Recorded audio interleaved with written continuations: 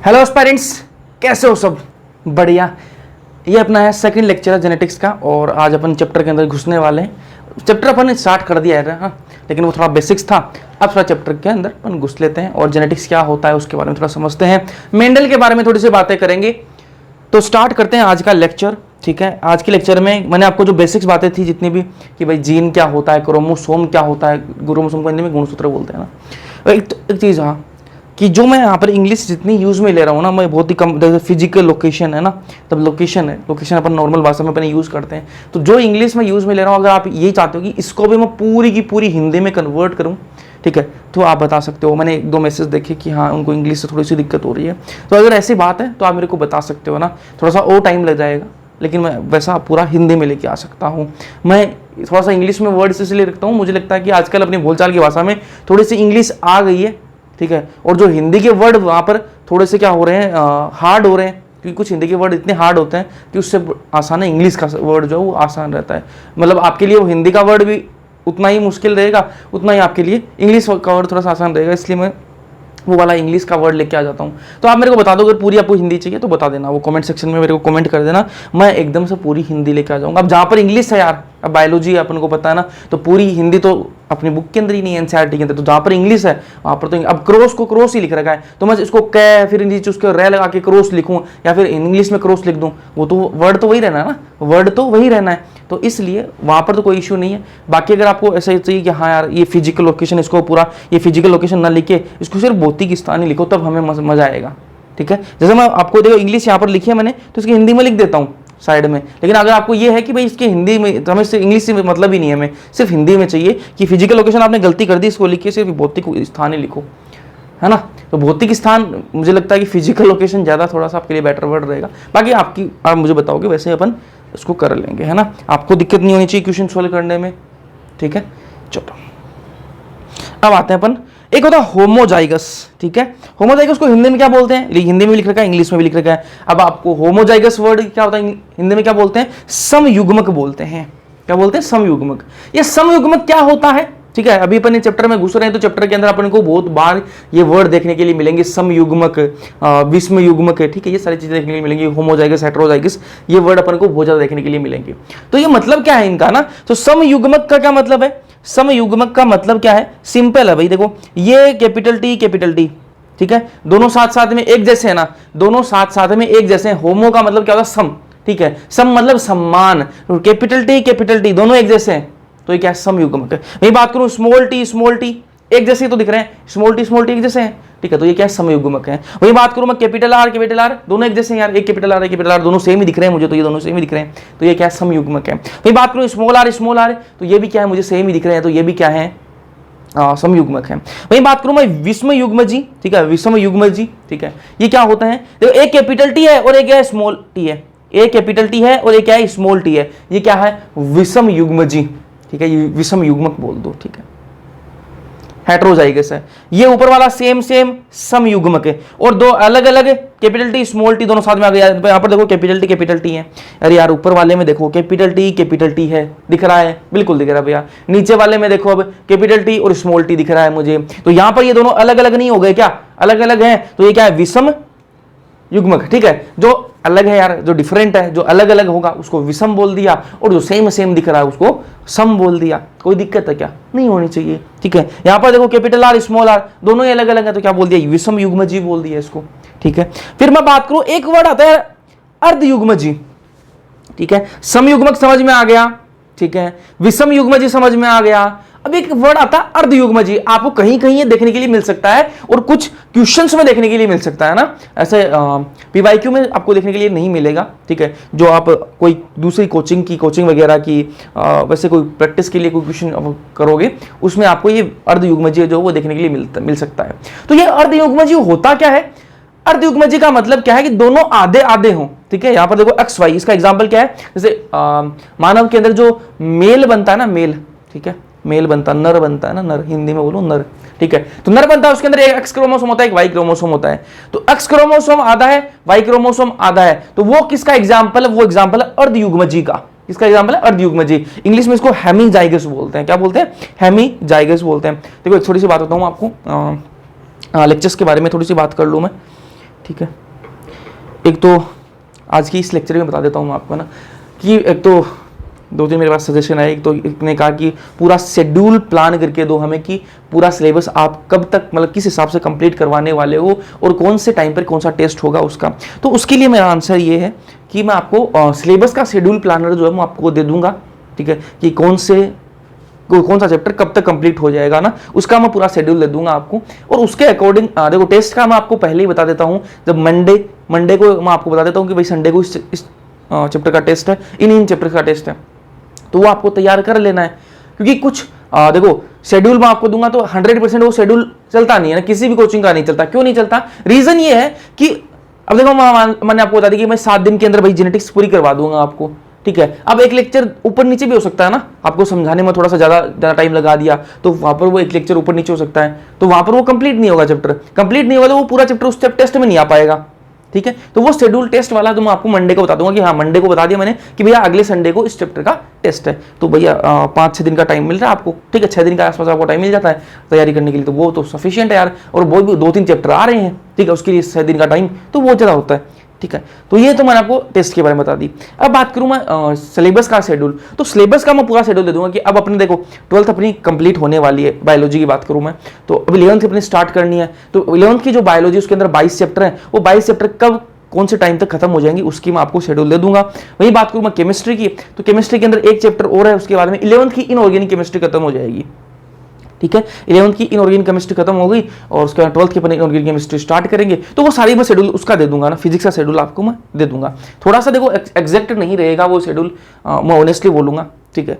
कोई आपको ये बोले कि हाँ कि भाई ये इसी के अकॉर्डिंग चलेगा, नहीं, 1-2 दिन ऊपर नीचे हो सकता भाई, ठीक है। इंसानों में 1-2 दिन ऊपर नीचे होगा, कभी तबीयत खराब हो गई, कभी मन नहीं हुआ यार क्लास लेने का, है ना, किसी ने ऐसा उल्टा सीधा कमेंट कर दिया, जी खराब हो गया किसको देख के, तो वो थोड़ा सा हो जाता है ना, कभी मूड नहीं हुआ, कभी कुछ काम हो गया, किसी को काम होता है ना घर पे, ठीक है, वैसे कोई काम हो गया, तो इस वजह से 1-2 क्लास ऊपर नीचे हो सकती हैं। बाकी वो मैं आपको शेड्यूल दे दूंगा।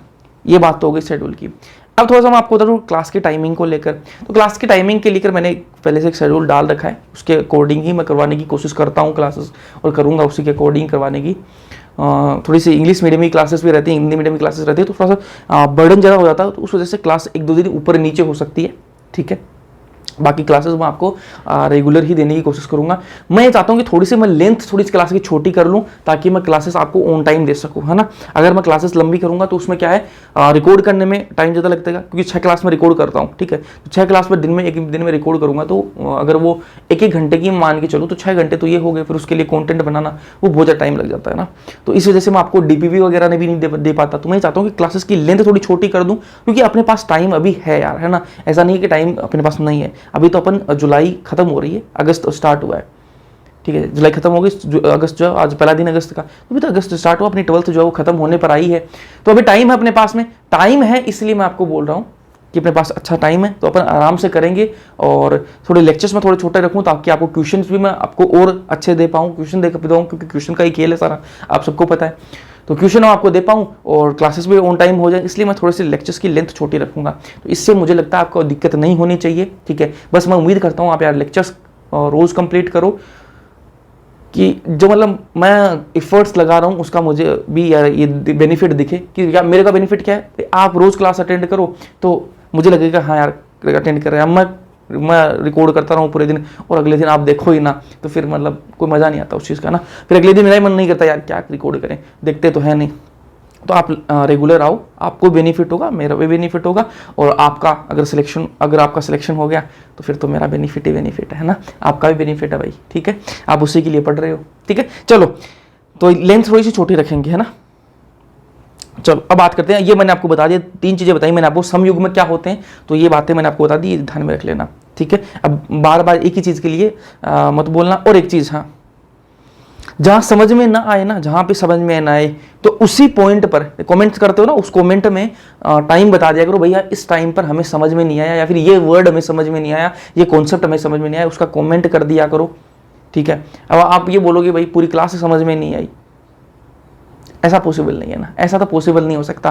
भाई कोई भी घटिया से घटिया टीचर पढ़ाने वाला हो, उसका एक वर्ड भी समझ में ना आए, ऐसा तो पॉसिबल नहीं है। अगर आप समझना चाहो तो पॉसिबल हो सकता है ना। तो आप बोलोगे पूरी क्लास समझ में नहीं आई, तो ये मैंने कल एक कमेंट देखा, मैंने पूछा था कि कल जेनेटिक्स की क्लास समझ में आई या नहीं आई, तो एक भाई ने बोला कि मेरे को तो पूरा ही समझ में नहीं आया, कुछ समझ में नहीं आया। ऐसा पॉसिबल नहीं हो सकता ना। तो अगर आप बोलोगे कि हाँ ये पॉइंट समझ में नहीं आया, तो मैं मान सकता हूँ। अगर आप बोलोगे पूरी क्लास समझ में नहीं, क्योंकि बाकी को समझ में आ रही है तो आपको समझ में नहीं आ रही, तो दिक्कत है दोस्त, है ना। तो मैं पूरी कोशिश करता हूँ, आप मुझे बताओ कि यहाँ समझ में नहीं आ रहा, वो मैं आपको पूरा बताने की कोशिश करता हूँ। किसी ने मुझे बोला भी कि सर आज थोड़ी सी एनर्जी डाउन थी, एक दो बार मुझे बोला भी है, तो मैंने वो क्लास रिपीट भी करी है, ठीक है। मैं पूरी क्लास रिपीट भी कर देता हूँ, लेकिन मुझे भी वो जेन्युइन लगना चाहिए ना। लेकिन बाकी सारे बोल रहे हैं कि हाँ हमें बढ़िया समझ में आ गई, कोई एक बोल रहा है कि हाँ हमें समझ में नहीं आई, पूरी समझ में नहीं आई, तो वो थोड़ा सा यार मुझे लगता है कि कहीं से इन्फ्लुएंस हो गया है। कोई दिक्कत नहीं है ना। चलो, समयुग्मक क्या होते हैं, मैंने आपको बता दिया। सेम दिखे भाई वो समयुग्मक है, इतनी आसान भाषा में बता रहा हूं। समयुग्मक सेम जो सेम दिख रहे हैं आप क्या कुछ, कैपिटल टी सेम ही होता है यार, स्मॉल टी सेम ही होता है, कैपिटल आर सेम ही होता है, स्मॉल आर सेम ही होता है। अभी कैपिटल टी क्या है वो आगे बात करेंगे अपन, है ना। किसके लिए यूज में लेते हैं भाई, कोई लंबा है उसके लिए कैपिटल ले लेंगे, और कोई बोना है उसके लिए स्मॉल टी ले लेंगे। कोई भाई प्लांट है, कोई पौधा है, उसकी हाइट ज्यादा है, उसके लिए क्या लेंगे अपन, कैपिटल टी ले लेंगे, ठीक है। और जो बोना है उसके लिए स्मॉल टी ले लेंगे, ठीक है। वही बात करें विषम युग्मजी क्या होते हैं, देखो इसमें अलग अलग दिख रहे हैं मुझे, अलग अलग दिख रहे हैं, एक कैपिटल टी एक स्मॉल टी, एक कैपिटल आर एक स्मॉल आर, ये विषम युग्मजी होता है। एक होता है अर्ध युग्मजी, ये एक्स वाई मैंने आपको बता दिया। चलो अब अपन स्टार्ट करते हैं अपना चैप्टर, ठीक है, जेनेटिक्स। सबसे पहले जेनेटिक्स की डेफिनेशन देखो भाई, जेनेटिक्स की डेफिनेशन क्या होती है वो देखो। जेनेटिक्स हिंदी में बोलते हैं आनुवांशिकी, क्या बोलते हैं, आनुवांशिकी बोलते हैं। जेनेटिक्स को हिंदी में आनुवांशिकी बोलते हैं। एक एक वर्ड को क्लियर करके चल रहा हूं, जेनेटिक्स को हिंदी में आनुवांशिकी बोलते हैं, क्लियर है। चलो इसकी परिभाषा देखो, जीव विज्ञान की वह शाखा है, जेनेटिक्स जो है, जो आनुवांशिकी है वो क्या है, जीव विज्ञान की एक शाखा है, ठीक है। जीव विज्ञान की वह शाखा है जो गुण की वंशागति, कोई एक गुण जो है उसका मतलब मदर फादर से किसमें जा रहा है, बच्चे के अंदर जा रहा है, ठीक है। तो गुण की वंशागति, इसको क्या बोलते हैं, आनुवांशिकी, और विविधता से संबंधित है। देखो आनुवांशिकी क्या है, जेनेटिक्स क्या है, जीव विज्ञान की वह शाखा जो किससे रिलेटेड है, कोई गुण की वंशागति हो रही है या फिर विविधता आ रही है, उसकी पढ़ाई को ही क्या बोलते हैं, जेनेटिक्स बोलते हैं, ठीक है। जैसे बायोलॉजी क्या है, जीव विज्ञान आप पढ़ रहे हो, क्या है, किसकी शाखा है, साइंस की, विज्ञान की शाखा है। जीव विज्ञान क्या है, ब्रांच ऑफ साइंस है, वो किसकी शाखा है, विज्ञान की शाखा है। कौन, आप जीव विज्ञान जो पढ़ रहे हो। और जेनेटिक्स जो है आपकी आनुवांशिकी, ये किसकी शाखा है, ये जीव विज्ञान की शाखा है। समझ में आई बात, ठीक है। तो मतलब साइंस एक बड़ा टॉपिक है, साइंस के अंदर आपकी फिजिक्स भी आ रही है, केमिस्ट्री भी आ रही है, बायोलॉजी भी आ रही है, मैथमेटिक्स भी आ रही है। तो साइंस के अंदर अलग अलग सब्जेक्ट्स आते हैं, ठीक है। ये सारी किसकी है, साइंस की ब्रांच है। फिजिक्स भी साइंस की ब्रांच है, विज्ञान की ही शाखा है, ठीक है। केमिस्ट्री भी किसकी है, विज्ञान की ही शाखा है। मैं बात करूं बायोलॉजी भी किसकी है, साइंस की ही शाखा है। लेकिन वही बात करूं मैं, जेनेटिक्स किसकी शाखा है, जेनेटिक्स बायोलॉजी की शाखा है, ठीक है, इसकी भी शाखा है। तो ऐसे देखो एक पेड़ है, ये मान लो पेड़ है बड़ा, इस पर एक शाखा निकल रही है, उस शाखा की भी शाखा निकल रही है। वैसे ही जो पेड़ है वो क्या है, साइंस है, ठीक है, साइंस है, इसकी शाखा निकली बायोलॉजी, बायोलॉजी की भी शाखा निकली, वो क्या, जेनेटिक्स है, ठीक है। तो जेनेटिक्स क्या है, आनुवांशिकी क्या है, जीव विज्ञान की वह शाखा है, वो शाखा जो गुण की वंशागति, भाई एक गुण जो है, गुण की वंशागति का मतलब क्या है कि भाई पेरेंट्स से बच्चे के अंदर कोई गुण ट्रांसफर हो रहा है, उसकी वंशागति हो रही है, उसकी पढ़ाई किसके अंदर करेंगे अपन, जेनेटिक्स के अंदर करेंगे, ठीक है। गुण माता पिता से किसके अंदर जा रहा है, बच्चे के अंदर जा रहा है, उसकी स्टडी कहां करेंगे, उसी को वंशागति बोलते हैं, उसकी स्टडी अपन कहां करेंगे, जेनेटिक्स के अंदर करेंगे, उसी को आनुवांशिकी बोलते हैं, ठीक है। और विविधता से संबंधित है, ठीक है, ये किससे संबंधित है, विविधता से संबंधित है। जब भाई आपको पता सेक्सुअल रिप्रोडक्शन करते हैं अपन, ह्यूमन रिप्रोडक्शन पढ़ के आ चुके हैं, बायोटेक्नोलॉजी पढ़ के आ चुके हैं, ठीक है। तो और अपन प्लांट ब्रीडिंग भी अपन ने पढ़ ली है, पादप प्रजनन भी अपन ने पढ़ लिया है। तो अपन को पता है कि सेक्सुअल रिप्रोडक्शन क्या होता है, ठीक है। सेक्सुअल रिप्रोडक्शन के अंदर क्या आती है, विविधता आती है, बिल्कुल भैया पता है। Sexual reproduction in flowering plant भी पढ़ लिया अपन ने ना, तो अपन को पता है कि विविधता आती है किसके अंदर, अगर आप लैंगिक प्रजनन करोगे तो क्या आएगी, विविधता आएगी। तो वो विविधता किससे संबंधित है, आनुवांशिकी जेनेटिक्स से संबंधित है। तो मुझे लगता है कि आपको जेनेटिक्स की परिभाषा समझ में आ गई होगी। जेनेटिक्स क्या है, कुछ भी नहीं है, एक ब्रांच है, किसकी ब्रांच है, बायोलॉजी की ब्रांच है, जीव विज्ञान की वह शाखा जो गुण की वंशागति और विविधता से संबंधित है। इसकी डेफिनेशन इतनी क्लियर होनी चाहिए। फिर आगे बात करते हैं अपन हेरिडिटी की, ठीक है। यहां पर जो आनुवांशिकी आया है, जेनेटिक्स को आनुवांशिकी बोलते हैं, हेरिडिटी के लिए भी वर्ड जो अपनी एनसीईआरटी ने यूज किया वो आनुवांशिकी यूज किया है। तो हेरिडिटी क्या होती है, आनुवांशिकी क्या होती है, ये देखो, लक्षण या फिर गुण जनक से संतति में जाते हैं, ठीक है। जनक कौन हो गया, आपके पेरेंट्स, पेरेंट्स को क्या बोला हिंदी में, जनक बोला है, ठीक है। अब जनक हिंदी में, इंग्लिश में पेरेंट बोला है, ठीक है। तो पेरेंट्स जो होते हैं, पेरेंट्स सब जानते हो यार, पेरेंट्स को इंग्लिश ज्यादा बड़ी हो गई क्या, इंग्लिश पेरेंट्स, ठीक है। पेरेंट्स से कोई गुण जो है वो बच्चे, उनके बच्चे में जा रहा है, जनक से कोई गुण उनके बच्चे के अंदर जा रहा है, यही क्या है, आपकी अनुवांशिकी है। इसी को क्या बोलते हैं, अनुवांशिकी, इसी को बोलते हैं वंशागति। वंशागति समझ में आई यार, समझ में आई या नहीं है, ये बताओ मुझे भाई। पेरेंट्स से, ठीक है, माता पिता से कोई गुण जो है, माता पिता के अंदर कोई गुण है और वो किसके अंदर जा रहा है, बच्चे के अंदर जा रहा है, ठीक है। अब वो बच्चे के अंदर जा रहा है, मतलब क्या है, वही क्या होती है, अनुवांशिकी होती है, वही हेरिडिटी होती है, वही वंशागति होती है। समझ में आई। अब माता पिता के अंदर कोई गुण, भाई माता पिता की लंबी हाइट है, ठीक है, उनकी हाइट ज्यादा लंबी है, तो वो बच्चा भी क्या है, उनका लंबा पैदा हो रहा है, तो लंबाई का गुण जो है वो बच्चे के अंदर जा रहा है, यही क्या है, वंशागति है, इसी को वंशागति बोलते हैं। वही बात करूं मैं, देखो वो नहीं, अलग बात है, वो अलग चीज होती है कि माता पिता, भाई फादर क्या है, उसका पिता क्या है, बॉडी बिल्डर है, ठीक है, बढ़िया जिम विम जाता है, बढ़िया बॉडी है, लेकिन बच्चा है उसके बॉडी नहीं है, तो वो तो अपन पढ़ चुके इवोल्यूशन के अंदर, विकास के अंदर वही बात करी थी। लेमार्क ये तो बोल रहा था, लेमार्क ने यही बात तो बोली थी कि भैया जितना जिस ऑर्गन को जितना यूज करोगे वो उतना बढ़ता जाएगा, और बच्चे के अंदर भी वो चीज ट्रांसफर होती है। लेकिन डार्विन ने बोला ये बात गलत है, ठीक है, विजमान ने भी यह बात बोली कि, विजमान ने बोली थी ये बात गलत है, ठीक है। तो ये चीज बोल रहा हूं मैं कि वंशागति क्या होती है, कोई एक गुण माता पिता से बच्चे के अंदर जा रहा है, वो गुण अलग अलग हो सकते हैं, वो गुण अलग अलग हो सकते हैं, बच्चे के अंदर जा रहा है, वही उसकी वंशागति बोलते हैं। माता पिता की बढ़िया हाइट है, बच्चे की बढ़िया हाइट निकल गई, तो मतलब हाइट वाला गुण जो है वो किसके अंदर गया, बच्चे के अंदर चला गया, इसी को वंशागति बोलते हैं। फिर बात करें विविधता की, विविधता, वेरिएशन की बात करते हैं। वेरिएशन क्या होते हैं, विविधता, इंग्लिश में वेरिएशन, हिंदी में विविधता बोलते हैं। ये क्या होती है विविधता, तो विविधता जनक और संतति के लक्षणों की असमानता। भाई संतति है, संतति क्या है, बच्चा, ठीक है, जो बच्चे हो रहे हैं, प्रोजेनी, संतति, समझते हो संतति, माता पिता जनक, ठीक, जनक और संतति के बीच में उनके जो लक्षण है ना, उनके बीच में असमानता अगर आ रही है, वही उसको विविधता बोलते हैं। देखो माता पिता जो है, ये कौन है, मदर फादर, ठीक है, ये कौन है भैया, उनके बच्चे, ठीक है, ये उनके क्या है, बच्चे, ये उनके क्या है, बच्चे हैं भाई, ठीक है। अब आप एक चीज नोटिस करो, एक चीज नोटिस करो, ये जो मदर फादर है, ये बच्चा इनके जैसा है क्या, बिल्कुल भी नहीं दिख रहा मुझे, ठीक है, बिल्कुल भी, ये देखने में मुझे अलग अलग दिख रहे हैं। देखो मदर फादर जो होते हैं ना, सेम टू सेम बच्चा निकलता है क्या, नहीं निकलता भाई, नहीं निकलता। कैसे नहीं निकलता, देखो एग्जैक्ट कॉपी दिखती है क्या, जैसा फादर है, जैसा फादर है, ठीक है, जैसा पिता है वैसा ही बच्चा होता है क्या, नहीं होता, बिल्कुल नहीं होता।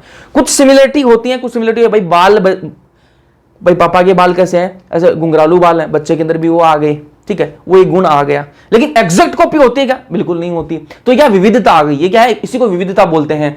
माता पिता और बच्चों के बीच में जो असमानता है, माता पिता और बच्चों के गुणों के बीच में जो असमानता है, उसी को विविधता बोलते हैं।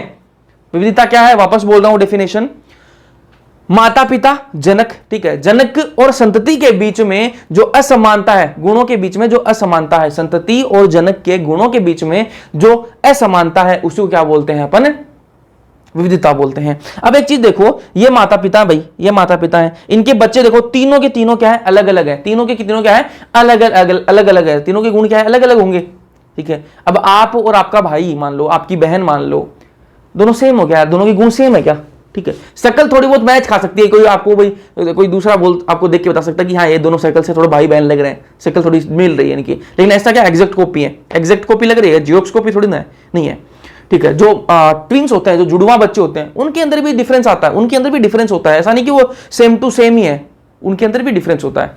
हाँ, तो वो अपन कहते हैं कि आप और आपका भाई या फिर आपकी बहन सेम टू सेम हो क्या, नहीं, ठीक है। आपके माता पिता से आप बिल्कुल मैच खाते हो क्या, नहीं खाते, क्यों नहीं होते, आपके गुण सारे सबके सेम नहीं होते, इसी को विविधता बोलते हैं। डिफरेंस आ रहा है, इसी को क्या बोलते हैं, विविधता, है ना। चलो, तो विविधता क्या है, जनक और संतति के लक्षणों की असमानता है, उसी को विविधता कहा जाता है।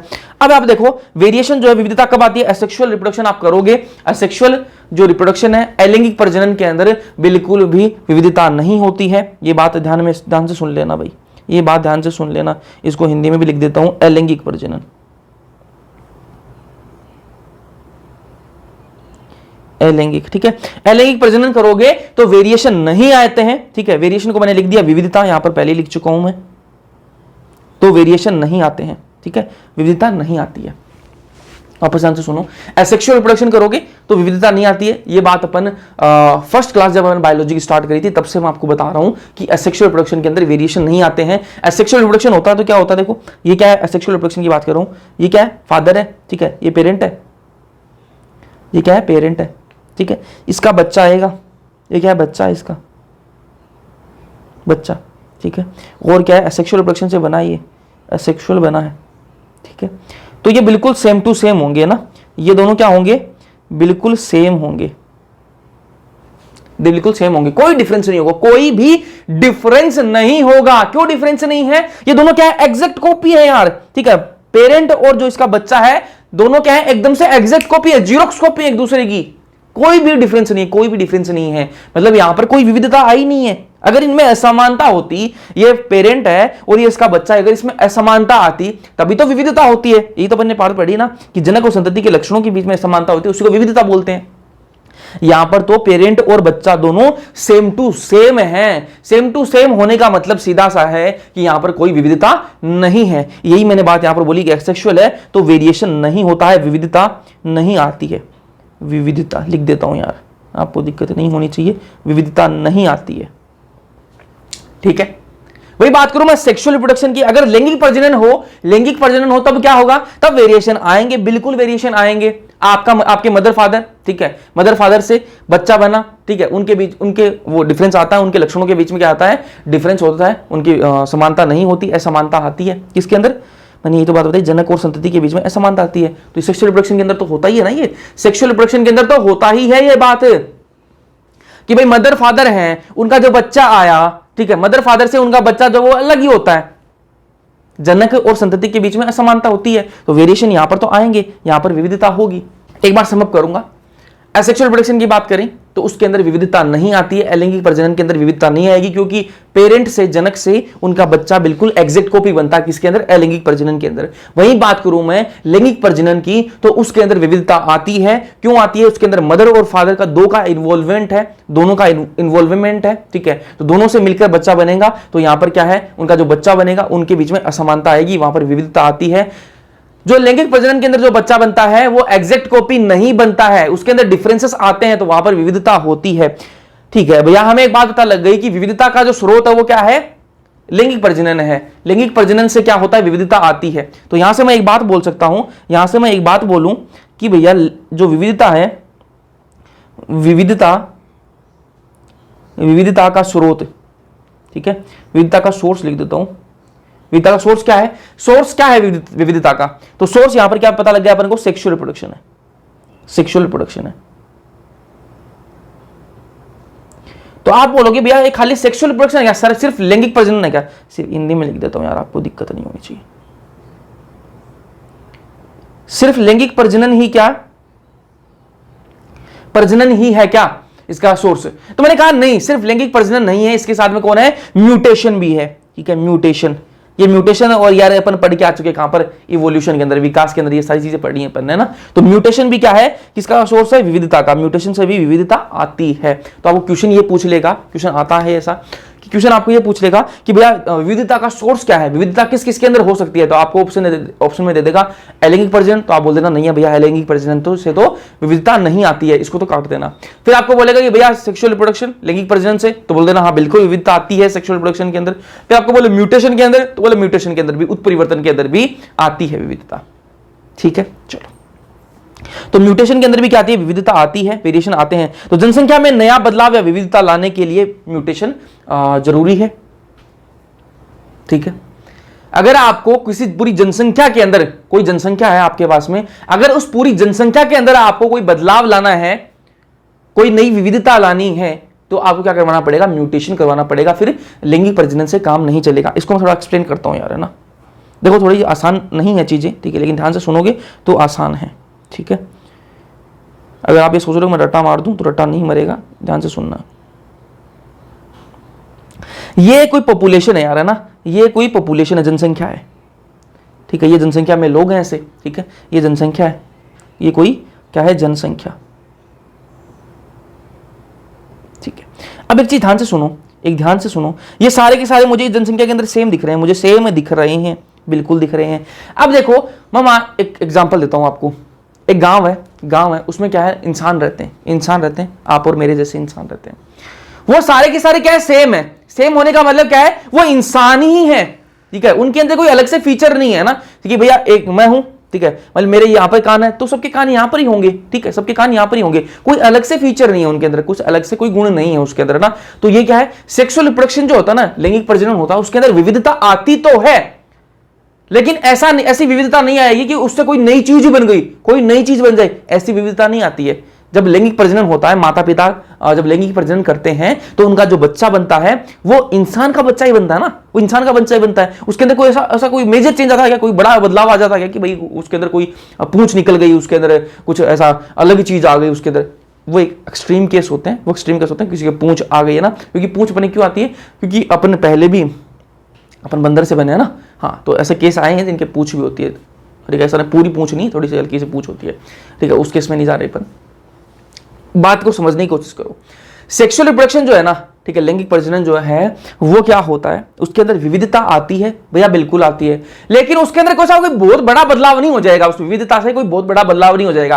अगर आपको किसी जनसंख्या में बहुत बड़ा बदलाव करना है, बहुत बड़ी विविधता लानी है, कोई नई विविधता लानी है, तो आपको क्या करवाना पड़ेगा, म्यूटेशन करवाना पड़ेगा। अगर मैं इस जनसंख्या के अंदर क्या करवा दूं, म्यूटेशन करवा दूं, तब जाके कोई नई विविधता आ सकती है, कुछ नए जो है वो बन सकते हैं। ये क्या है, नया बदलाव आ गया, नई विविधता आ गई, विविधता, ठीक है। तो ये किसके आई है, म्यूटेशन से आई है, किससे आई है, म्यूटेशन से, ठीक है।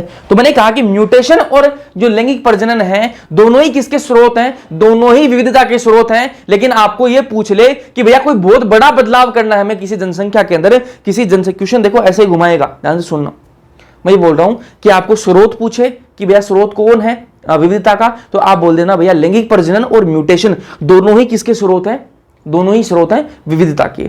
लेकिन आपको यह पूछ ले कि भैया हमें विविधता लानी है किसी बड़ी जनसंख्या के अंदर और बहुत ही बड़ा बदलाव करना है, हमें कोई नई विविधता बनानी है, तो आप क्या बोलोगे, उसके लिए भैया सेक्सुअल रिप्रोडक्शन से काम नहीं चलेगा, आप म्यूटेशन करवाओ, उसमें म्यूटेशन को टिक मार देना।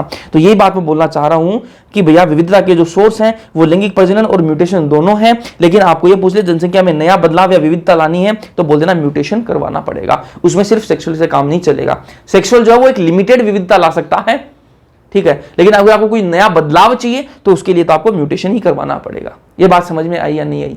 चलो आगे चलते हैं।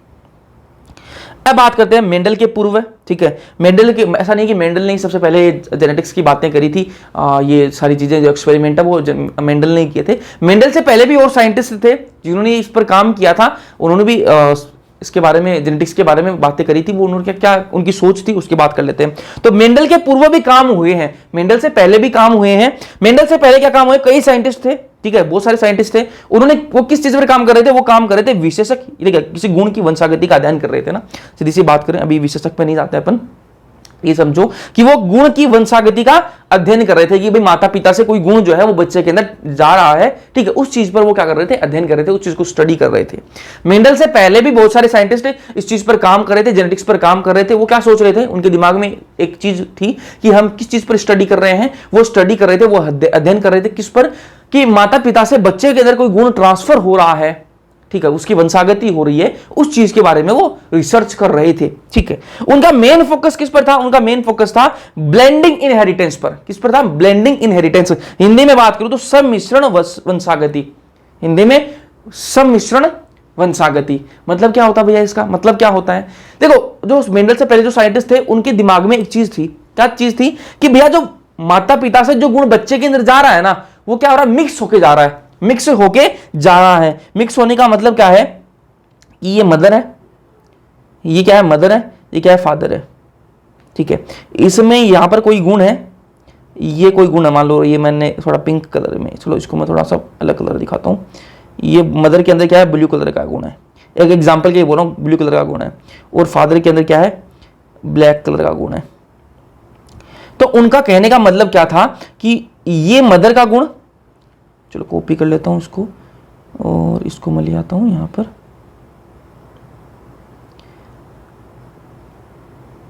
ये दोनों गुण जो है आपस में क्या होंगे, मिक्स होंगे। क्या होंगे, आपस में मिक्स होंगे, आपस में मिक्स हो जाएंगे। उनका कहने का मतलब ये था कि ये दोनों गुण जो हैं वो आपस में क्या हो जाएंगे, मिक्स हो जाएंगे, ठीक है। मेंडल से पहले भी बहुत सारे साइंटिस्ट थे जो उस पर काम कर रहे थे, जेनेटिक्स पर। मेंडल के पूर्व भी साइंटिस्ट थे, ठीक है, वो इस पर काम कर रहे थे। लेकिन उनका मेन जो फोकस था वो किस पर था, blending of inheritance. Blending of inheritance मतलब क्या है, सम्मिश्रण वंशागति पर था। मतलब दोनों का मतलब क्या है कि माता पिता दोनों के गुणों का क्या है, मिश्रण आएगा बच्चे के अंदर, है ना, उनका ये मेन फोकस था। अब बात करते हैं अपन मेंडल की, ना ये मेंडल से पहले का काम था, अब मेंडल की बात कर लेते हैं। मेंडल अपने लिए इंपॉर्टेंट है, ठीक है, इसके अंदर चैप्टर के अंदर। और मेंडल का पूरा नाम सबसे पहले तो आपको पता होना चाहिए, ग्रेगर जॉन मेंडल, ठीक है, जी.जे. मेंडल। उसके बाद बात करें कि मेंडल का जन्म कब हुआ, तो जन्म कब हुआ, बर्थ ईयर कब थी, 1822 के अंदर, 1822 के अंदर इनका जन्म हुआ। उसके बाद बात करें तो प्लेस कहां पर जन्म हुआ, तो वो ये सिसिलियन विलेज, ये गांव का नाम था, ये ऑस्ट्रिया कंट्री थी, उसके अंदर इनका जन्म हुआ, ना। इनमें से कुछ भी नहीं पूछा जाएगा, ये यहां पर लिखा हुआ ना, इसमें से एक भी क्वेश्चन नहीं आएगा, बस आपको पता होना चाहिए इसलिए बता रहा हूं। बर्थ ईयर 1822 के अंदर, जगह कौन सी, ऑस्ट्रिया के अंदर। 1843 के अंदर इन्होंने एक मोनेस्ट्री ज्वाइन करी। मोनेस्ट्री का मतलब क्या होता है, वो ऐसी जगह है जहां पर साधु लोग जो हैं वो स्टडी करते हैं। पुराने टाइम पर देखो साधु लोग स्टडी करते थे, साधु लोगों के पास में भेज देते थे लोगों को, वही वो पढ़ाई करवाएंगे, ठीक है। तो ऐसी जगह जहां पर साधु लोग जो हैं वो स्टडी करवाते हैं, अपने जो धर्म के बारे में, अपने जो धर्म के जो ग्रंथ हैं उनकी पढ़ाई करवाते हैं, वो उस जगह को बोलते हैं मोनेस्ट्री कहा जाता है, ठीक है। तो 1843 के अंदर उन्होंने ज्वाइन करी वो मोनेस्ट्री, वहां पर थोड़ी पढ़ाई करी इन्होंने। फिर 1847 के अंदर कहा गया यूनिवर्सिटी ऑफ वायना के अंदर, वहां पर इन्होंने स्टडी करी किसकी, फिजिक्स, मैथ्स, बायोलॉजिकल साइंस की इन्होंने स्टडी करी, ठीक है। फिर 1851 के अंदर वापस से पढ़ के वापस आ गए और वापस इन्होंने क्या ज्वाइन करी, एज ए सब्स्टिट्यूट टीचर, ये नौकरी लग गई भाई, ठीक है। तो मेंडल का ये जीवनी है। मेंडल की जन्म कब हुआ, 1822 के अंदर, जन्मे कहां पर, ऑस्ट्रिया के अंदर। 1843 के अंदर ये मोनेस्ट्री ज्वाइन करी इन्होंने, जहां पर ये साधु लोग पढ़ते थे। और उसके बाद 1847 के अंदर कहां गए, ये यूनिवर्सिटी ऑफ वायना के अंदर, वहां पर इन्होंने फिजिक्स, मैथ्स और बायोलॉजिकल साइंस इन्होंने पढ़ी। उसके बाद में 1851 के अंदर ये पढ़ा के वापस आए यूनिवर्सिटी से, और उन्होंने एज ए टीचर की नौकरी इन्होंने करी। और टीचर भी कौन सा, सब्स्टिट्यूट टीचर। पर सब्स्टिट्यूट टीचर क्या होता है भैया, जो एक टीचर तो मेन टीचर, ठीक है, जो पढ़ाता है, रोज पढ़ाता है। एक टीचर वो होता है ना, जो कभी कोई टीचर एब्सेंट हो गया, ठीक है, तो वापस वहां पर वो एज ए अरेंजमेंट के रूप में आता है ना, सब्स्टिट्यूट के रूप में आता है कि भाई आज वो सर नहीं आए तो इसलिए ये सर आए हैं, ठीक है। आपकी क्लास में कोई बच्चा हो, अल्लाह ना करे, ठीक है, तो उस टाइप के टीचर थे, सब्स्टिट्यूट टीचर थे, मेन टीचर नहीं बन पाए, है ना। चलो अब बात करेंगे अपन एक्सपेरिमेंट ऑन पी प्लांट। ये मैं आपको पहले को एक बार बताऊं, आपको ये क्लास एक बार रिकॉर्ड हो चुकी है, ठीक है, ये क्लास जो है एक बार रिकॉर्ड हो चुकी है, लेकिन उसमें क्या है, रिकॉर्डिंग, वीडियो की रिकॉर्डिंग जो बीच में बंद होगी, इस वजह से वापस रिकॉर्ड करनी पड़ रही है, ठीक है। तो एक्सपेरिमेंट इन्होंने किस पर किया, एक प्लांट पर इन्होंने पौधे पर एक्सपेरिमेंट किया। देखो ये टीचर बन गए थे और साइंस इन्होंने थोड़ी बहुत पढ़ ली थी, मैथ्स, फिजिक्स और बायोलॉजिकल साइंस इन्होंने पढ़ ली थी। तो उन्होंने सोचा कि यार अपन टीचर की नौकरी कर रहे हैं लेकिन कोई एक्सपेरिमेंट करते हैं। तो उन्होंने एक्सपेरिमेंट किया, तो इन्होंने सोचा कि किस पर एक्सपेरिमेंट करूं मैं। तो उन्होंने सोचा कि यार देखो जानवर पर एक्सपेरिमेंट करना आसान नहीं है, पौधे पर एक्सपेरिमेंट करना आसान है, ठीक है। तो इन्होंने पहला दिमाग तो बनाया कि जानवर एक्सपेरिमेंट नहीं करेंगे, अपन पौधे पर एक्सपेरिमेंट करेंगे। सबसे पहला तो इन्होंने ये बना लिया अपना। तो उन्होंने सोचा कि पौधे पर एक्सपेरिमेंट कौन से पर करें, तो उन्होंने सोचा कि मटर के पौधे पर एक्सपेरिमेंट करता हूं। अब इन्होंने मटर ही क्यों लिया उसकी बात करेंगे। तो पहले बात करी, इन्होंने प्लांट पर एक्सपेरिमेंट करने की सोची कि मैं एक्सपेरिमेंट करूंगा, लेकिन किस पर, प्लांट पर करूंगा। कौन से प्लांट पर करूंगा, कौन से पौधे पर करूंगा, तो मटर के पौधे पर मैं एक्सपेरिमेंट करूंगा, पी प्लांट पर। पी मतलब मटर और प्लांट मतलब पौधा, तो मटर के पौधे पर मैं क्या करूंगा, एक्सपेरिमेंट करूंगा। मटर के पौधे को का साइंटिफिक जो नाम है वो क्या है, वो है भैया पाइसम सटाइवम। ये आपको याद होना चाहिए, पाइसम सटाइवम, ठीक है, किसका, मटर के पौधे का साइंटिफिक नेम है, ठीक है। अब मटर का जो पौधा होता है उसकी खास बात क्या है, उसमें खास बात यह है कि उस पर बाइसेक्सुअल फ्लावर आते हैं, उभयलिंगी फूल आते हैं। भैया उभयलिंगी का मतलब क्या होता है, अभी बता देता हूं आपको, बता चुका हूं आपको पहले भी क्लासेस के अंदर, लेकिन आज बता देता हूं। ये मटर का पौधा है, इस पर ये आया फूल, आ गया फूल, इस पर क्या होगा, इस फूल में मेल भी होगा और फीमेल भी होगा, ठीक है। एक ही फूल के अंदर मेल और फीमेल दोनों हो, उसको बोलते हैं उभयलिंगी, इंग्लिश में उसी को बोलते हैं बाइसेक्सुअल फ्लावर, ठीक है। एक प्लांट है, उस पर फूल लगा, उस एक ही फूल के अंदर मेल भी है फीमेल भी है, उसी को क्या बोलते हैं, उभयलिंगी बाइसेक्सुअल फ्लावर बोलते हैं। कोई दिक्कत है, नहीं होनी चाहिए, ठीक है। तो ये मटर का पौधा होता है, उसमें क्या बाइसेक्सुअल फ्लावर आते हैं, उभयलिंगी फूल आते हैं। क्रोमोसोम की संख्या बताऊं तो 7 पेयर होते हैं, ठीक है। क्रोमोसोम कितने होते हैं, 7, ठीक है। चलो अब आपके दिमाग में आना चाहिए कि भैया इन्होंने पौधा चूज किया अपने एक्सपेरिमेंट के लिए, वो तो समझ में आता है कि भाई जानवरों पर एक्सपेरिमेंट करना आसान नहीं है, पौधे पर एक्सपेरिमेंट करना आसान है। लेकिन हमें यह बताओ कि इनके दिमाग में मटर का पौधा ही क्यों आया, मटर का पौधा ही क्यों आया, बाकी और भी तो पौधे हैं, ठीक है, वो ले सकते थे, मटर का पौधा ही क्यों लिया इन्होंने। तो सिंपल सा जो आंसर है उसके लिए रीजन है कुछ, वो रीजन क्या है, मटर का पौधा इसलिए लिया, मटर का पौधा ही क्यों, आपके दिमाग में क्वेश्चन आ रहा है, मटर का पौधा ही क्यों, तो उसका रीजन क्या है। रीजन सबसे पहला कि जीवन चक्र 1-2 महीने में पूरा हो जाता है। मटर का जो पौधा होता है उसका जीवन चक्र जो है वो 1-2 महीने में पूरा हो जाएगा। अब कोई ऐसा पेड़ ले ले, कोई ऐसा प्लांट ले ले भाई जो 5 साल में उसका जीवन चक्र है, उसका जीवन चक्र 5 साल का है, तो अपन को 5 साल इंतजार करना पड़ेगा ना कि उसके भाई 5 साल का उसका जीवन चक्र पूरा होगा, तब जाके हमें कोई रिजल्ट मिलेंगे, तब हम जाके उसकी स्टडी कर पाएंगे। तो 5 साल तक वेट करता रहे बेचारा, और फिर भी अगर रिजल्ट ना मिले तो बाकी आगे और 5 साल लगाओ, ठीक है, तो भाई बहुत सारी बड़ी दिक्कत हो जाएगी। इसलिए इन्होंने सोचा कि मटर का पौधा लेता हूं, उसका क्या है जीवन चक्र छोटा है यार, 1-2 महीने में अपन को रिजल्ट मिल जाएंगे तो बढ़िया है, ठीक है, इसलिए इन्होंने मटर का पौधा चूज कर लिया। पहला रीजन तो ये हो गया। दूसरा रीजन क्या है, मुख्य रूप से ये स्वपरागणित होते हैं। मुख्य रूप से क्या है, ये मटर का जो पौधा होता कब क्या होता है, स्वपरागणित होता है। भाई स्वपरागणित का मतलब क्या है कि भैया मैंने आपको बताया कि इस एक पौधा है, ये मटर का पौधा है, इसके अंदर क्या ये फूल लगा हुआ है, इसके अंदर ये मेल भी है और फीमेल भी है, तो मेल और फीमेल दोनों पास पास में, तो आपस में क्या कर लेंगे, स्वपरागण कर लेंगे ना खुद ही। देखो मेल और फीमेल दोनों एक ही फूल के अंदर है, तो किसी और की जरूरत है क्या, नहीं है, आपस में क्या कर लेंगे, परागण कर लेंगे, तो इसे क्या बोलते हैं, स्वपरागण बोल कर देंगे, है ना। तो ये क्या है, मुख्य रूप से तो ये स्वपरागणित होते हैं। कौन, मटर के पौधे जो है मुख्य रूप से स्वपरागणित होते हैं, सेल्फ पॉलिनेशन करते हैं।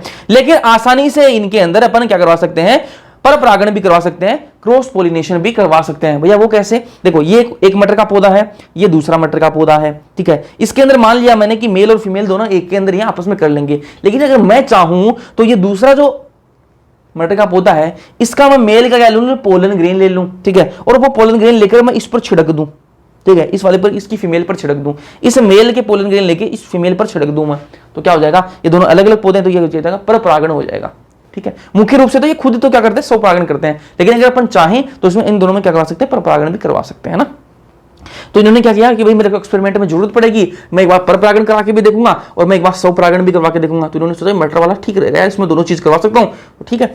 फिर तीसरा रीजन क्या था, कई गुण आसानी से देखे जा सकते हैं। मटर का पौधा ऐसा पौधा है जिसके अंदर बहुत सारे गुण जो वो देखे जा सकते हैं। कैसे देखे जा सकते हैं, देखो मटर का पौधा कुछ ऐसे हैं जिनकी हाइट बहुत लंबी है, कि कुछ मटर के पौधे ऐसे होते हैं जिनकी हाइट बहुत छोटी है, तो वो आंखों से देख सकते हैं ना अपन कि मटर का पौधा एक लंबा हो रहा है एक छोटा हो रहा है, तो ये गुण देख सकते हैं अपन। एक दूसरी बात है, कुछ मटर के पौधे ऐसे होते हैं जिन पर बैंगनी कलर के फूल आ रहे हैं, बैंगनी रंग के फूल आ रहे हैं, और कुछ मटर के पौधे ऐसे होते हैं जिन पर सफेद रंग के फूल आ रहे हैं, तो वो भी अपन अपनी आंखों से देख सकते हैं। उस टाइम पर इतनी टेक्नोलॉजी थी क्या, माइक्रोस्कोप लगाऊंगा, एक लैब के अंदर जाऊंगा, इतना वो तो अपने घर पे कर रहा है बेचारा, उसके पास कहाँ है ये लैब वेब है, ठीक है।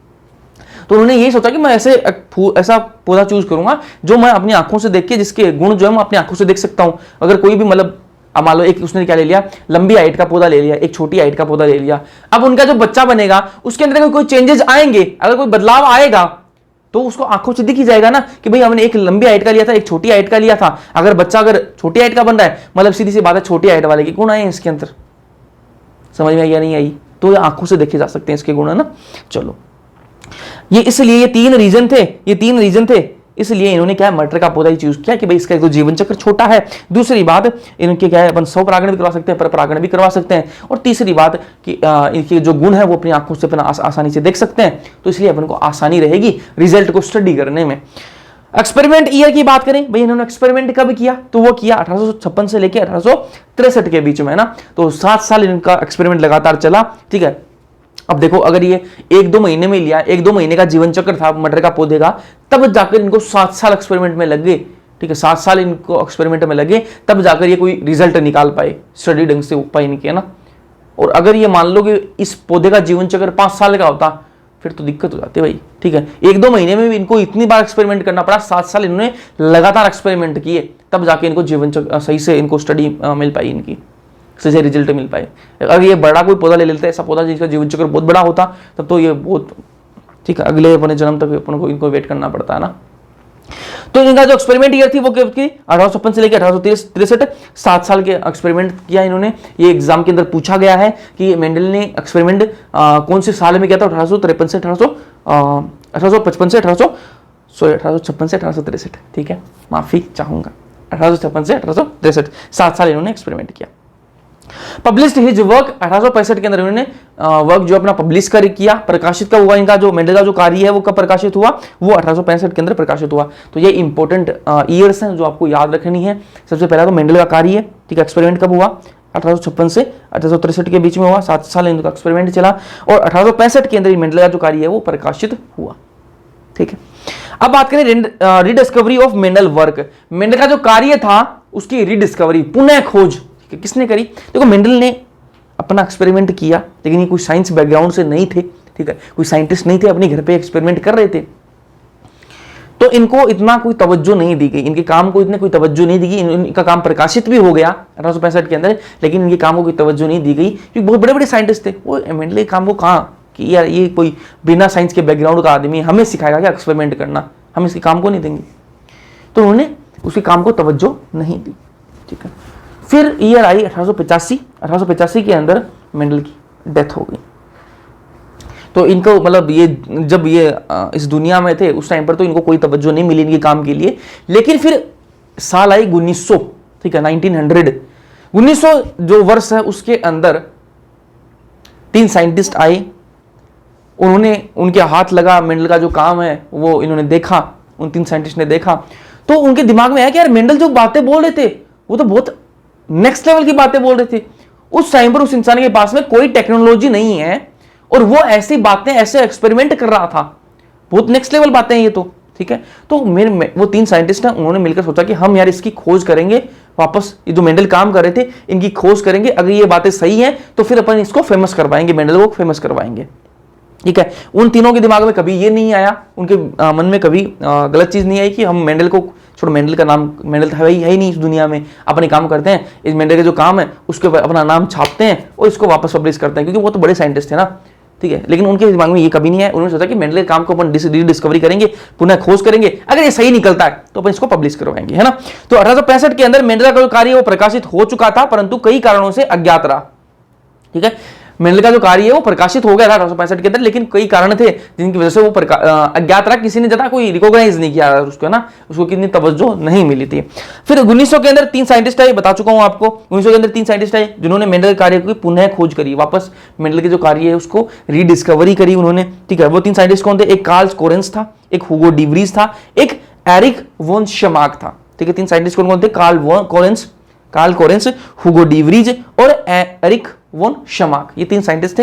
इन्होंने मिलकर डिस्कवरी करी, पुनः खोज करी, और इनमें से कार्ल कोरेंस जो है उन्होंने क्या किया, मेंडल के कार्य को नियम में बदला। पहले ये जो नियम थे ना मेंडल का ये नियम, मेंडल का वो नियम, ऐसा नियम कोई नहीं बनाया, मेंडल ने खुद ने कोई नियम नहीं बनाया था, ये नियम किसने बनाए? कार्ल कोरेंस ने बनाए हैं, ठीक है।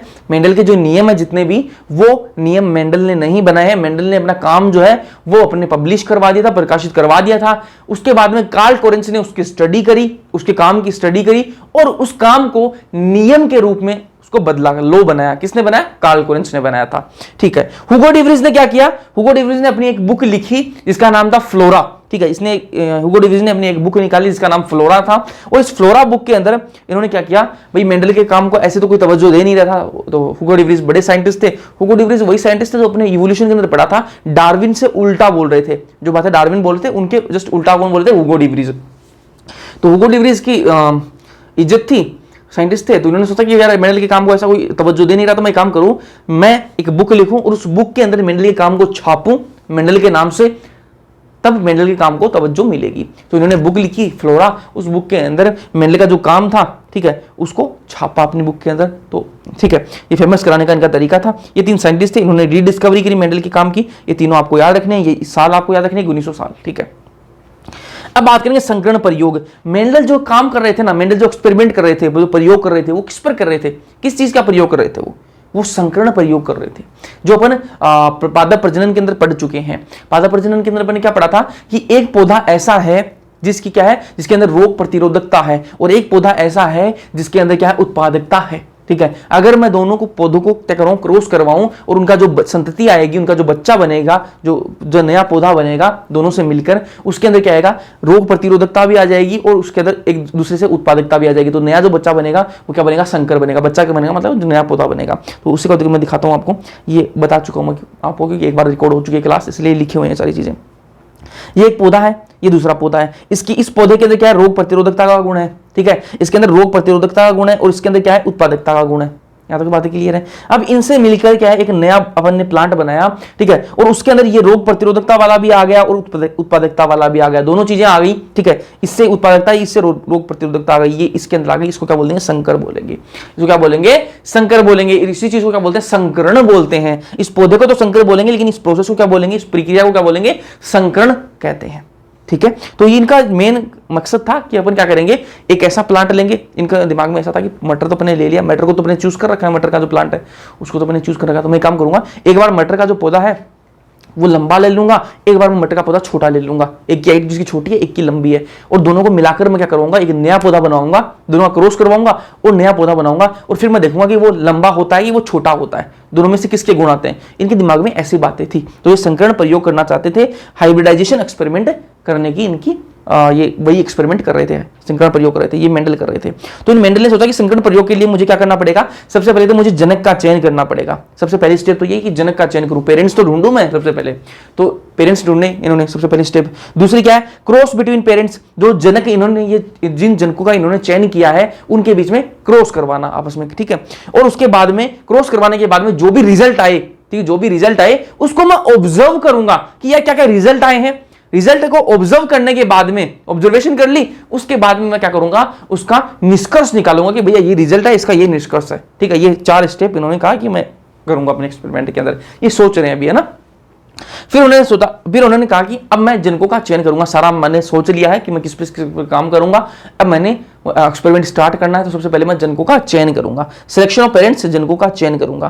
तो इन्होंने जनकों का चयन कैसे किया, ये बात तो क्लियर हो गई थी कि मटर के पौधे पर काम करना है, लेकिन मटर के पौधे पर भी तो अलग अलग हो सकते हैं ना। मटर का पौधा भाई, कोई किसी की हाइट लंबी, किसी की हाइट छोटी है, किसी के फूल कैसे आ रहे हैं, किसी का बैंगनी कलर के फूल आ रहे हैं, किसी के सफेद कलर के फूल आ रहे हैं, किसी का मटर का जो दाना है वो गोल गोल है, किसी का वो संकुचित है, ठीक है। तो अलग अलग टाइप के मटर हैं, ठीक है, अलग अलग वैरायटी है। तो मैं कौन सी वैरायटी पर काम करूं, तो इन्होंने क्या किया, मेंडल ने मटर के पौधे की 14 वास्तविक प्रजनन किस्मों का चयन किया।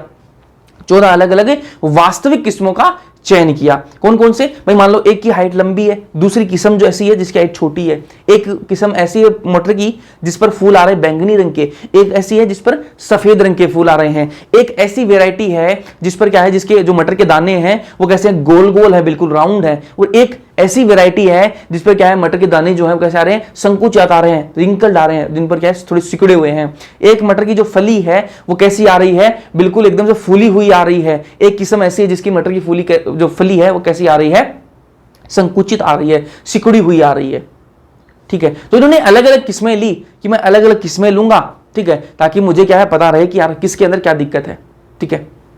तो इन्होंने क्या किया, मेंडल ने मटर के पौधे की 14 वास्तविक प्रजनन वाली किस्मों का चयन किया, ठीक है। वास्तविक किस्मों का मतलब क्या है, शुद्ध वंशक्रम, ठीक है। शुद्ध वंशक्रम कब आता है, ठीक है, शुद्ध वंशक्रम कब आता है, जब ये मान लो कोई प्लांट है, ये कोई प्लांट है, ये लंबा प्लांट है, ठीक है, लंबा प्लांट है, और मैं इसका क्या कराऊं, स्वपरागण कराऊं, इसी प्लांट को इसी से क्या करवा दूं, स्वपरागण करवाऊं, तो ये क्या हो जाएगा, लंबा बनेगा, ठीक है। इसका जो मतलब यार लंबा कोई प्लांट है उसको मैं वापस उसी से करवा रहा हूं, परागण करवा रहा हूं, स्वपरागण करवा रहा हूं, तो उसका जो बच्चा बनेगा वो कैसा बनेगा, लंबा ही बनेगा। ऐसे मैं बार बार जब स्वपरागण करवाता हूं तो क्या आएगा, शुद्ध वंशक्रम आता है। अब मान लो मैं क्या करूं, कोई बोना प्लांट है, कोई प्लांट जिसकी छोटी है, उसी से करवाऊं, क्रॉस करवाऊं, स्वपरागण करवाऊं, तो क्या बनेगा, छोटा पौधा ही आएगा, लंबा कहां से आ जाएगा, लंबा कहां से आ जाएगा, नहीं आएगा, बिल्कुल नहीं आएगा। तो वो क्या शुद्ध वंशक्रम है। उन्होंने ऐसे ऐसे प्लांट लिए, ऐसी वैरायटी ली जिनमें क्या था, शुद्ध वंशक्रम था। कोई लंबा है तो वो लंबा ही रहेगा, कोई बोना है तो वो बोना ही रहेगा। किसी के फूल अगर बैंगनी रंग के आते हैं तो बैंगनी रंग के ही आ रहे हैं, तो शुद्ध वंशक्रम वाले लिए। जैसे एग्जांपल की बात करूं तो कैपिटल टी, तो ऐसा कैपिटल टी होगा, मतलब लंबा ही होगा। स्मॉल टी मतलब बोना ही होगा, ठीक है। तो ये क्या शुद्ध वंशक्रम है, ये क्या शुद्ध वंशक्रम। चलो, तो 14 किस्मों में से जोड़ी में एक विपरीत विशेषता को छोड़कर सभी किस्मों में समान गुण होते हैं। अब जो ये 14 किस्में इन्होंने ली है ना, कि किसी का छोटी, किसी की लंबी, किसी का रंग, फूलों का रंग अलग, किसी का अलग, किसी का जो मटर के दाने उनके रंग, उनका जो शेप है वो अलग, ठीक है। तो उन्होंने क्या किया, 14 किस्में जो ली है ना, अगर उनको मैं जोड़ी में लूंगा, ये मान लो जो जोड़ी है, ठीक है, ये क्या है, जोड़ी है, ये एक मटर का पौधा है, ये दूसरा मटर का पौधा है, दोनों मुझे सेम दिख रहे हैं, ये और ये मुझे दोनों क्या दिख रहे हैं, सेम दिख रहे हैं। तो इन्होंने कहा कि जब मैं 2 मटर की जोड़ी लूंगा, 2 पौधों की मैं जोड़ी लूंगा, वो पूरी सेम होंगी, बस एक ही गुण उनमें डिफरेंट होगा। क्या बोल रहा हूं, वापस सुनो ध्यान से। इन्होंने कहा कि मैं 14 किस्में ले रहा हूं, लेकिन जब मैं एक्सपेरिमेंट करूंगा तो मैं 2 की जोड़ी लूंगा, बिल्कुल लूंगा। जब मैं 2 प्लांट्स की, 2 पौधों की जोड़ी लूंगा तो उन दोनों की जोड़ी में, वो दोनों प्लांट है पूरे के पूरे एग्जैक्ट सेम होंगे, बस एक ही गुण उनमें डिफरेंट होगा, एक ही गुण जो वो अलग होगा। ये दोनों पौधे मुझे अलग अलग दिख रहे हैं, लेकिन उनके जो फूल आएंगे, फूलों का रंग आएगा वो अलग आएगा, एक पर बैंगनी आ जाएगा, एक पर सफेद आ जाएगा। बाकी इनकी हाइट वाइट सब कुछ बराबर, सब कुछ, मटर के दाने वाने सब कुछ सेम आएगा, सारे के सारे गुण सेम होंगे, बस इसका फूलों का रंग अलग होगा। वही बात करूं मैं इसकी, देखो ये मैंने एक प्लांट लिया है, मटर का प्लांट है, मटर का पौधा है, ये दूसरा मटर का पौधा है, ठीक है। इस मटर के पौधे की क्या है, बाकी सारे गुण सेम है यार, इसके अंदर फूल वूल सब कुछ सेम टू सेम आ रहे हैं, मटर के दाने भी सेम आ रहे हैं दोनों के अंदर, लेकिन बस एक गुण अलग है। वो गुण कौन सा अलग है कि भाई इसकी हाइट जो है ना वो अलग अलग है, दोनों की हाइट अलग अलग है। तो दो मैं जोड़ी जब भी लूंगा, मेंडल सोच रहे हैं कि मैं दो प्लांट्स की जब जोड़ी लूंगा, दो मटर के पौधे जब भी मैं जोड़ी में लूंगा, तो उनके बाकी सारे गुण सेम होने चाहिए, सिर्फ एक गुण जो है वो अलग होना चाहिए, जिस पर मैं काम करूंगा, जिस गुण पर मैं काम करूंगा वो अलग होना चाहिए, बाकी सारे गुण सेम होने चाहिए। इन्होंने ये क्यों किया, बाकी सारे सेम क्यों रखे, इसलिए सेम रखे ताकि जब मैं स्टडी करने बैठूं, उनके रिजल्ट जब आए और मैं उसको स्टडी करने बैठूं तो मुझे कोई दिक्कत ना आए, क्योंकि बाकी सारी चीजें तो सेम होंगी दोनों प्लांट्स के अंदर, डिफरेंस कहां आएगा, जो उनके अंदर अलग भिन्नता होगी। ये प्लांट है भाई, ये प्लांट इसके अंदर और इसके अंदर दोनों का फूलों का रंग सेम है, तो इसका जो बच्चा बनेगा इन दोनों से, उसके अंदर भी फूलों का रंग सेम ही तो आएगा ना, कोई अलग आ सकता है। बस दिक्कत क्या होगी, इसकी हाइट भाई लंबी, इसकी हाइट छोटी है, मतलब हाइट के अंदर ही फर्क आएगा, ठीक है। तो कहने का मतलब ये है कि जब भी अपन जोड़ी में लेंगे तो एक जो विशेषता है वो विपरीत होगी, बाकी सब कुछ सेम होगा।